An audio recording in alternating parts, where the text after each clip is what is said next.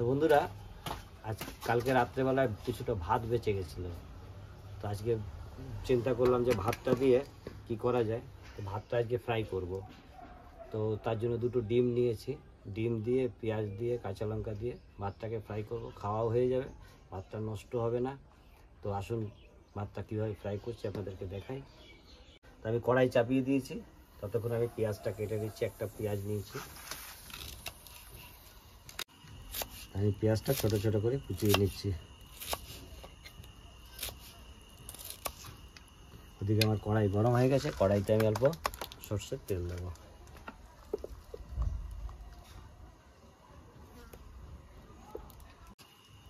তো এই যে পেঁয়াজটা আমার কাটা হয়ে গেছে, আমি ওটা কাঁচা লঙ্কা চিড়ে নেব।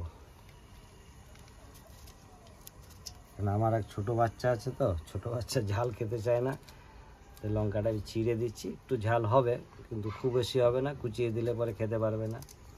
এই লঙ্কাটা আমি মাঝে মাঝে চিড়ে দিলাম।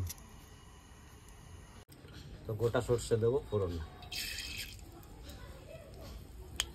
আর দিয়ে দেবো এই যে কারি পাতা এনেছি, আমার গাছের থেকে কারি পাতা তুলে নিয়ে এলাম।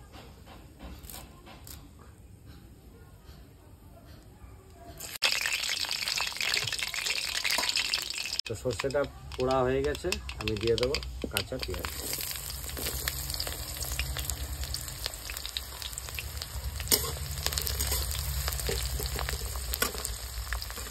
সঙ্গে দিয়ে দেবো কাঁচা লঙ্কাগুলো।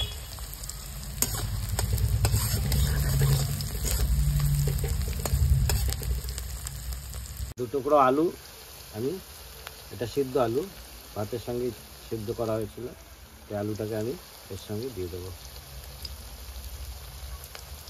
পেঁয়াজটা ভাজা হতে হতে আলুটাও ভাজা হয়ে যাবে। ছোটো ছোটো টুকরো করে দিচ্ছি, তাহলে আলুটা ভাজা হয়ে যাবে, একটা আলাদা স্বাদ পাওয়া যাবে।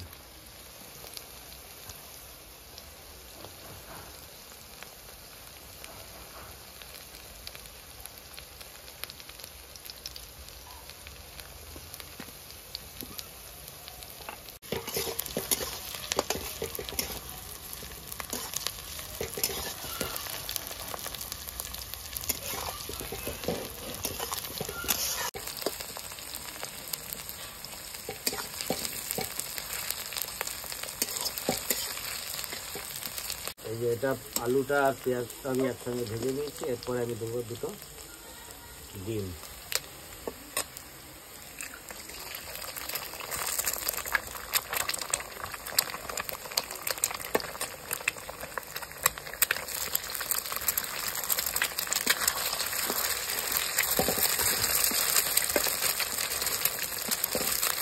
দেবো সামান্য পরিমাণ, মানে ডিমের মতোই নুন দেবো কিছুটা,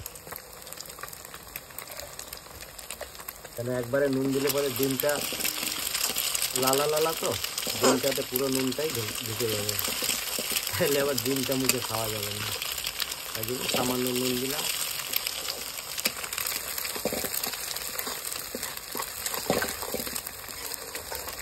আমার ডিমটা ভাজা হয়ে গেছে, আমি এবার সামান্য হলুদ দিয়ে দেবো।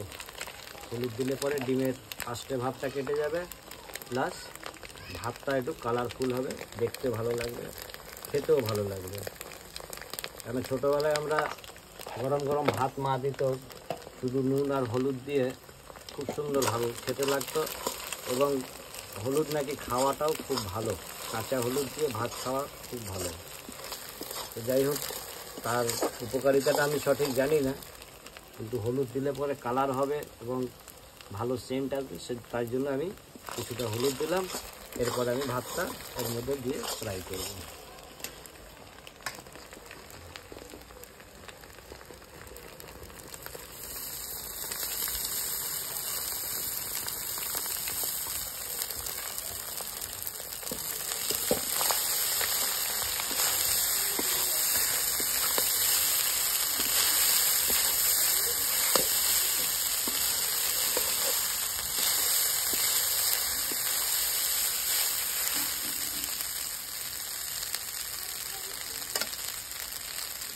এরপর আমি ভাতের পরিমাণে নুন দিয়ে দেবো।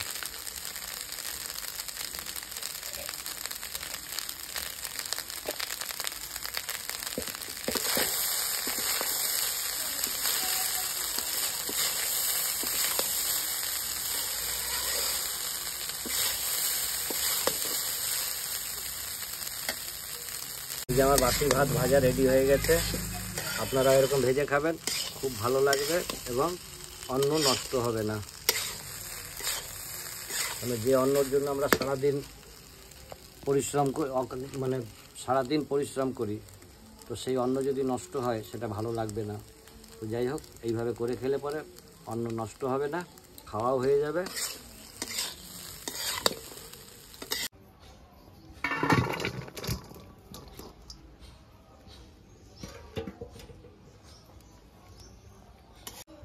তো এই যে আমার বাসি ভাত ভাজা রেডি হয়ে গেছে, খেয়ে দেখি কীরকম হয়েছে।